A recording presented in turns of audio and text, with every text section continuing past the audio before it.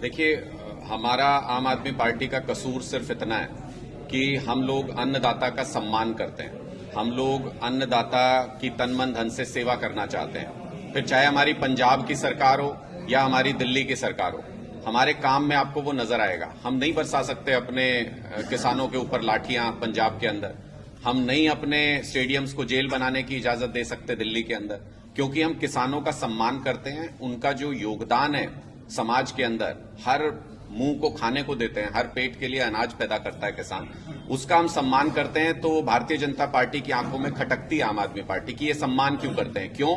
क्योंकि हरियाणा में इस वक्त एक बेहद कमजोर मुख्यमंत्री है, जो हरियाणा की 65-70% आबादी जो किसानी से सीधे तौर पे जुड़ी हुई है, उनकी समस्याओं को जानते बूझते, उनको पता है कि किसान को समस्याएं हैं, कर्ज में दबे हुए हैं किसान, उनको पता है कि किसानों को सही मोल नहीं मिलता है अपनी फसल का। उसके बावजूद भी मोदी सरकार के सामने एक इशारे पर घुटने टेक दिए खट्टर साहब ने और अपने स्टेडियमों को जेल बनाने की इजाजत दे दी। अपनी पुलिस को उनके ऊपर आंसू गैस के गोले बरसाने की इजाजत दे दी। रबड़ बुलेट उनके ऊपर फायर की जा रही है, छर्रे उनके ऊपर फेंके जा रहे हैं, जिससे उनको नुकसान हो रहा है। ड्रोन के जरिए आतंकी इलाकों में जहां पे काबू से बाहर हो हालात, वहां इस तरह की एक्टिविटी की जाती है। ड्रोन के जरिए आंसू गैस के गोले छोड़े जा रहे हैं। 2-2 हजार आंसू गैस के गोले एक एक दिन में छोड़े जा रहे हैं। ये अमानवीय है।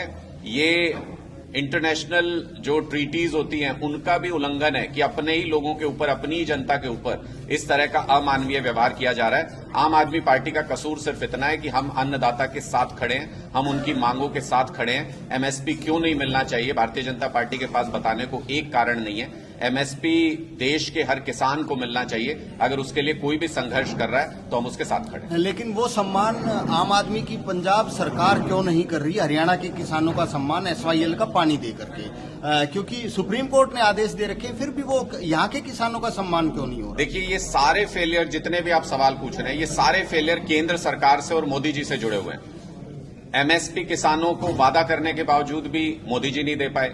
3 काले कानून मोदी जी लाए थे, बाद में माफी मांग के वापस लेने पड़े।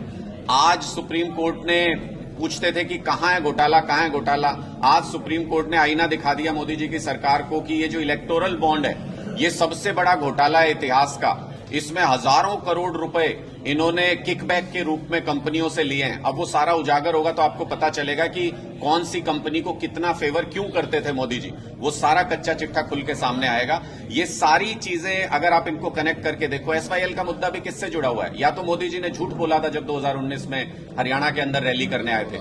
प्रधानमंत्री जब रैली करने के लिए आते हैं और मंच से बोलते हैं, उन्होंने स्पष्ट तौर पर यह कहा था कि पाकिस्तान में हरियाणा, राजस्थान, पंजाब के हक का पानी बह के जा रहा है, पाकिस्तान का पानी रोक के मैं इन सारे राज्यों को दूंगा।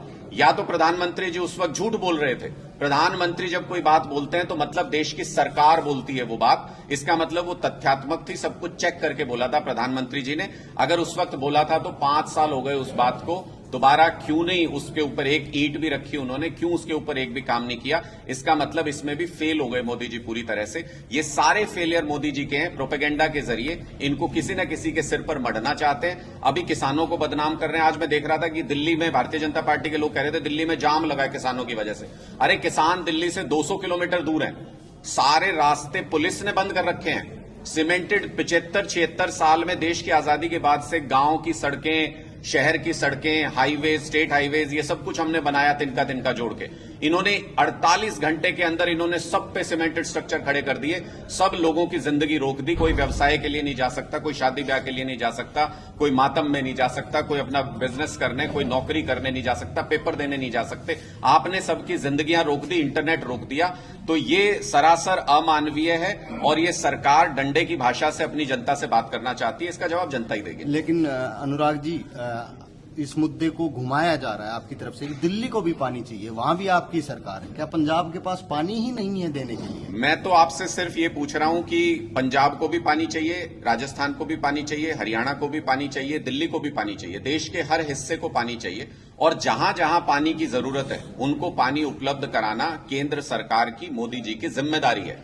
अपने मुंह से बोले हुए उनके शब्द, या तो मोदी जी जैसे 3 काले कानूनों के ऊपर उन्होंने माफी मांग के वापस लिए, या तो मोदी जी कहें कि भरी रैली में हरियाणा के अंदर हरियाणा के किसानों को झूठ बोल के गए थे कि पाकिस्तान जा रहा है हमारे हक का पानी, उसको लेके आएंगे। अब पाकिस्तान से पानी पंजाब तो नहीं ला सकता, ये तो आप मानते होंगे। पाकिस्तान के साथ जो बाइलेटरल इश्यूज हैं या जो पानी रोकने का मामला है वो तो केंद्र सरकार ही उस पर निर्णय लेगी।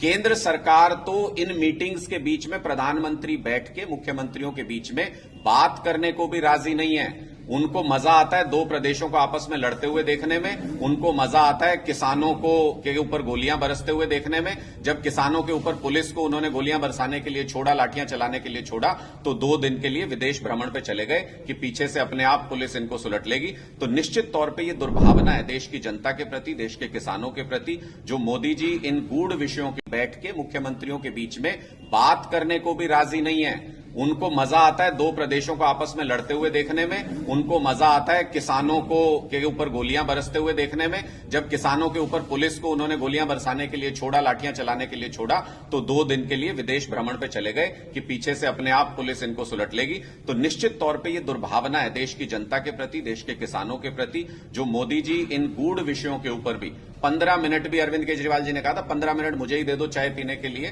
तो हम साथ बैठ के इसके समाधान पे चर्चा कर सकते हैं। आज तक प्रधानमंत्री जी के पास वो 15 मिनट नहीं निकल पाए। इसका मतलब बीजेपी की, प्रधानमंत्री मोदी जी की नीयत नहीं है किसानों को पानी देने की, चाहे वो पंजाब का किसान हो, हरियाणा का हो, राजस्थान का हो या दिल्ली का हो। ये पानी देने की जिम्मेदारी भी मोदी जी की है और उनकी नीयत नहीं है पानी देने की, इसलिए नहीं मिल पा रहा। शाम को मीटिंग हो रही है किसान संगठनों के साथ, 2 मंत्री आ रहे हैं केंद्र के, तो क्या आपको उम्मीद है कुछ फैसला हो जाएगा? नहीं, तो 2 मंत्री आ रहे हैं तो पहली बात तो वो एहसान नहीं कर रहे। ये 2 साल पुराना मोदी जी की सरकार का वादा है। जब इन्होंने 3 काले कानून वापस लिए तो इन्होंने ये वादा किया था कि हम एमएसपी गारंटी कानून के बारे में पॉजिटिवली सोचेंगे और उस पर निर्णय लेंगे।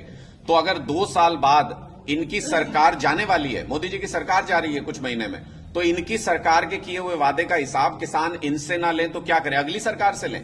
इसलिए इनकी सरकार रहते किसान इनसे हिसाब मांगने आ रहे हैं और ये वो हिसाब देने से बचना चाहते हैं, किसी भी तरह से 2 महीने निकालना चाहते हैं, उसके बाद तो इनकी सरकार जा ही रही है।